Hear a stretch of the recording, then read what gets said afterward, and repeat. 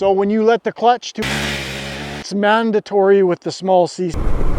Tips I want to give you guys today. Pretty much pieced it together.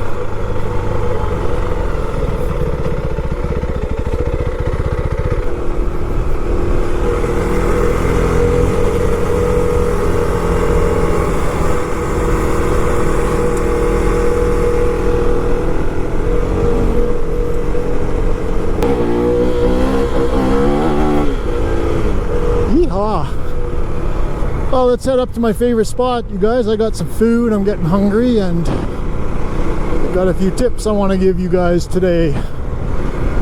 Hopefully turn you all into better riders, or at least try and help. Should be fun, let's go.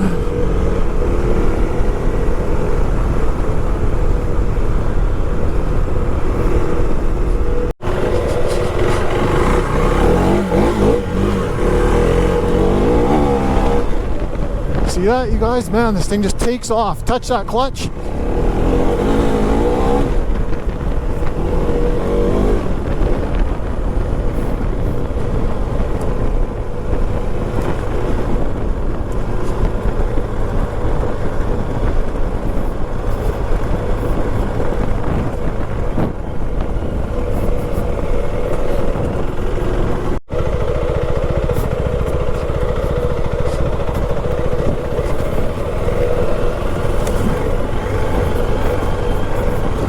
Right on, I'll slam some lunch down. Then we're gonna go over a few things, give you guys a few of my pointers. If you ever go to the wrap zone, you could get it's called a Jimmy the Greek, so it's rice, chicken. But in one of my local towns, we lost our wrap zone for whatever reason, so I pretty much pieced it together at Subway with tomatoes, olives, onions, all the stuff I don't like, but when you mix it in with the rice and chicken, you pretty much get a Jimmy the Greek. And you use the garlic, what was it called? Garlic aioli. I'm not familiar with that because normally you use tzatziki.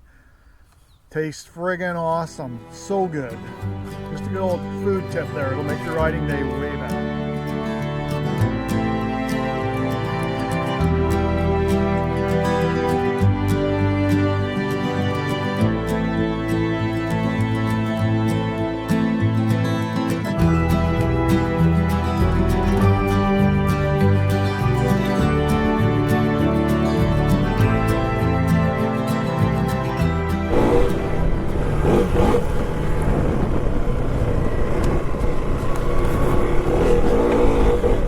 You guys see that? You see how you can control the power? Well, my traction control's off, so it can get a little squirrely, but like if you know, I get a lot of comments and questions about, you know, how I make the bike look like it's got way more power than it actually does, and you can see where the RPM's at.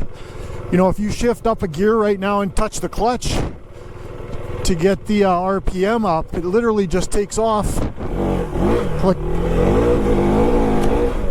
like a rocket, you know what I mean? Like you're using that, I don't know what everybody's background is, but you're using that old mentality with the two strokes. Like, you know, when you watch the top level guys, they go into the corners, you know, their clutch is halfway in. It's not even, they're controlling the, you know, their speed and power with the bike with the clutch and throttle. It's not just about turning the throttle and thinking that the 390 has no power. You gotta kind of like watch.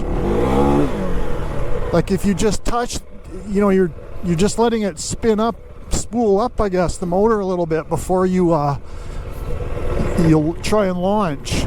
Like if I just turn the throttle right now, you know, it goes okay, but not, you know, not like if you give her with the clutch a little bit, then it just helps it get a little more. like sometimes don't just rely on turning the throttle and thinking that the bike's got no power, it's not going to go anywhere. It's like, see, right now I'm in second. See, I just touched the throttle and the clutch. And it just, you know, it instantly gets you into that power curve, you know, the better power. It just makes the bike seem like it's got way more power than it does, but you got to be able to control it, otherwise you're going to flail all over the place, like corners especially.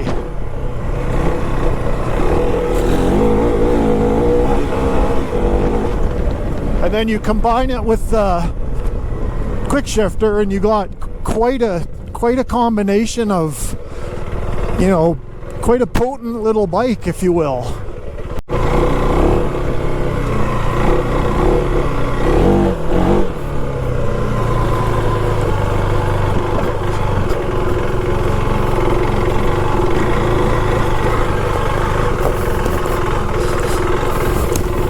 See, clutch is in, halfway's out.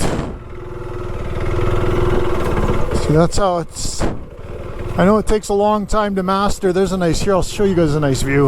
We'll go have a chat, that's what we'll do. The road's right here somewhere, I just lost it. And we used to have trails in here, by the way, they're just not so much anymore. But yeah, learning that clutch throttle timing, I guess, is one of the more tricky things.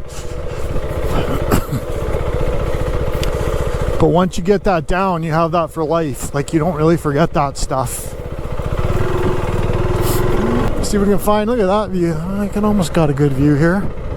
Let me see what I can find. So you guys can see what I mean there, like about slipping the clutch. It's just exactly the same as the two-strokes back in the day, you know. If you guys rode the 125s and the 250s and all that stuff, then you know, to get your power where you want it, you can quickly just slip the clutch and away you go, and it works just super slick. But I think we got a storm coming in here. I see black in every direction, especially that way. So hopefully the wind's not messing me up here, but I'm going to go over all kinds of videos on this bike, you guys, but I really want to drill home that clutch, you know, learning that clutch.